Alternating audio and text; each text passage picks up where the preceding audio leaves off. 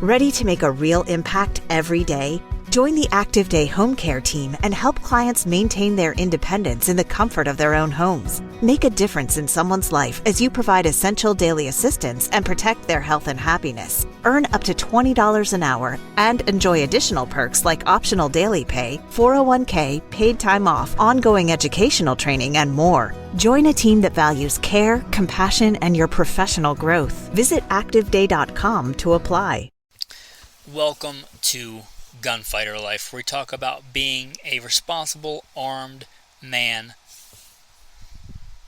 able to protect and provide responsibly, the right way with God at the center, Judeo-Christian values, and real-world first-hand experience. Bio in the show notes. What are we going to talk about today? Some new guns I'm excited about. Pretty fun topic, I think. We'll have some tactical stuff in there. We'll have some hunting stuff in there. I think sometimes I may come off as a bit of a Luddite.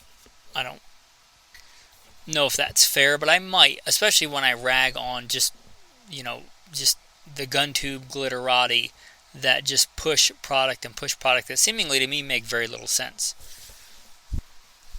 And everybody's telling you get a giant heavy rifle that you have to mount on a bipod or a tripod with a 12 power scope or more to hunt out west, and I'm telling you, you don't need that for an elk. If you want to get that stuff, fine. If you want to play that game, fine, but you don't need it. It's not necessary.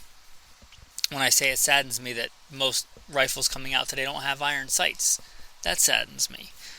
When a bunch of people are taking money and free stuff to tell you that you should spend $200 in additional taxes and spend, $800, $1,000, $1,200 on a metal tube with some baffles in it that should cost, $40, maybe with inflation, $60.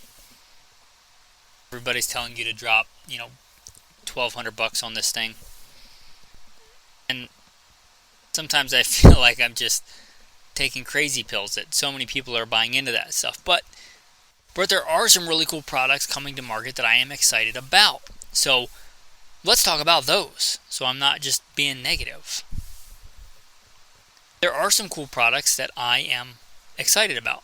The first one may surprise you because it's made by Springfield.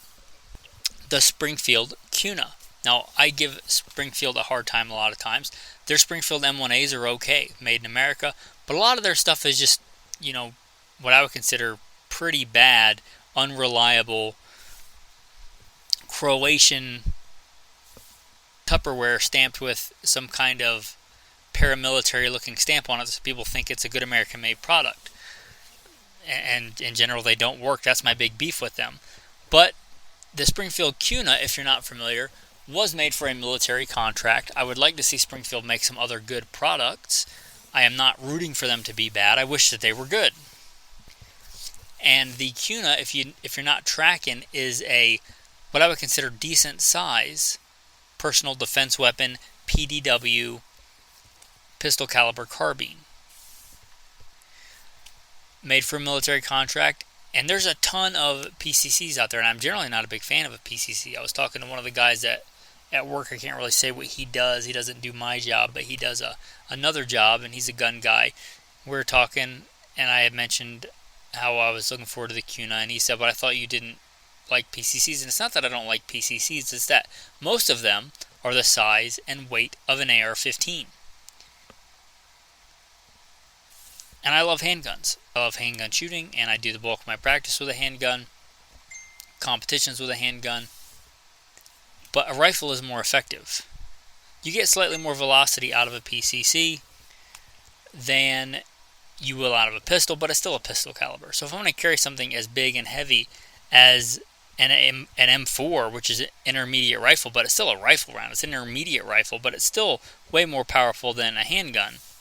Why wouldn't I just carry an M4? Unless I'm just trying to be cool or something. But that's not going to keep me alive. So if I'm going to carry something as big and as heavy as an M4, I might as well carry an M4.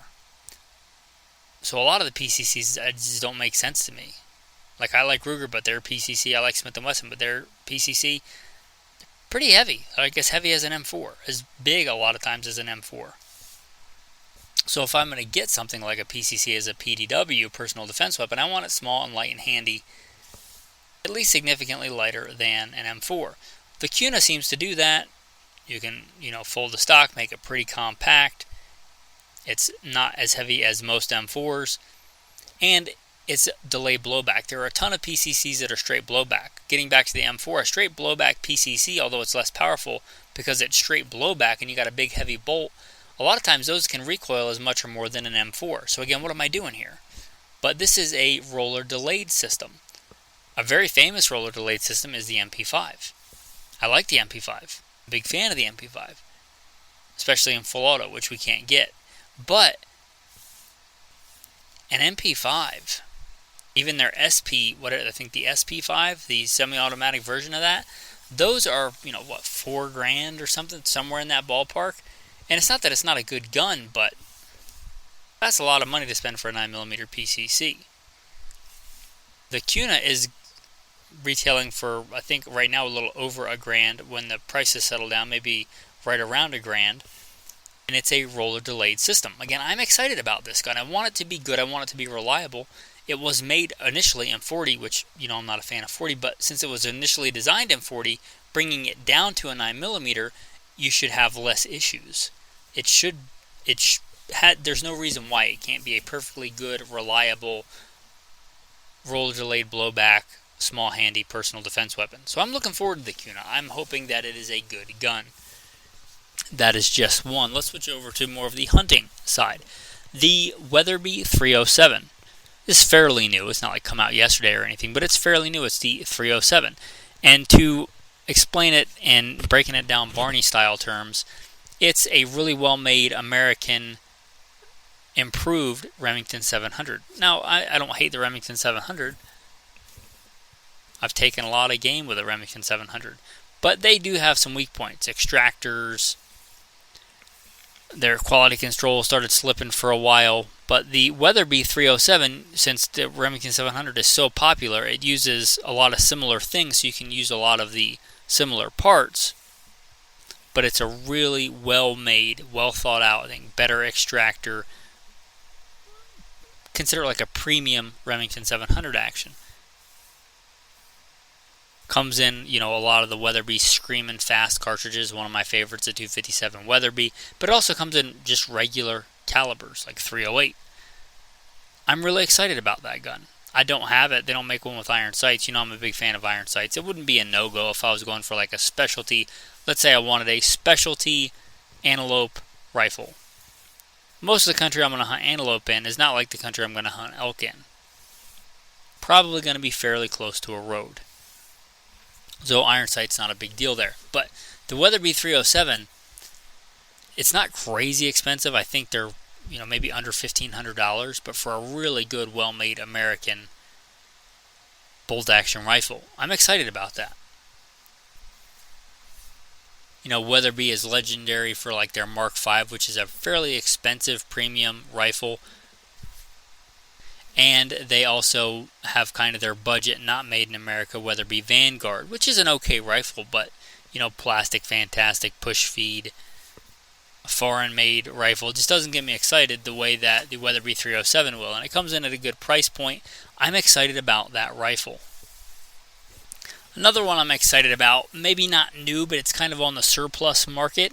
There are some Taiwanese imported piston AR-15 uppers. Now, Taiwan is not China. Taiwan is not a third world nation. It is not, and I think their military is pretty legit. And I have no reason to believe that these piston uppers wouldn't be very good uppers. I like a piston system. I prefer it to a direct impingement a lot of the time, especially for like hardcore use, especially if I have to clean it. So I like a piston system. These are fairly affordable. They were in the $500 range last time I checked. Last time they were available, like many things on the surplus market, they may dry up pretty fast.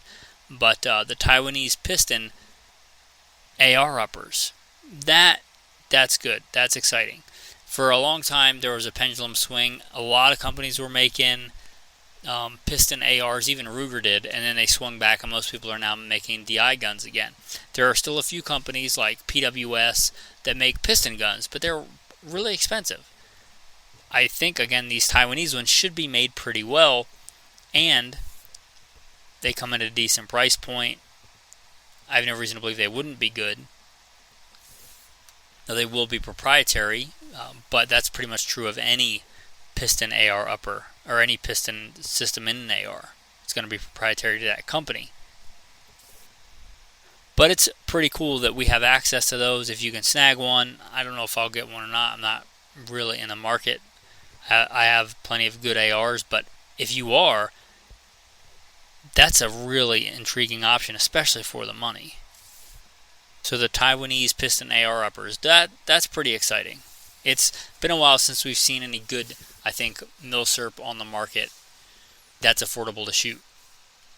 The 92Xs. Now, I generally will carry a SIG 226 single action only.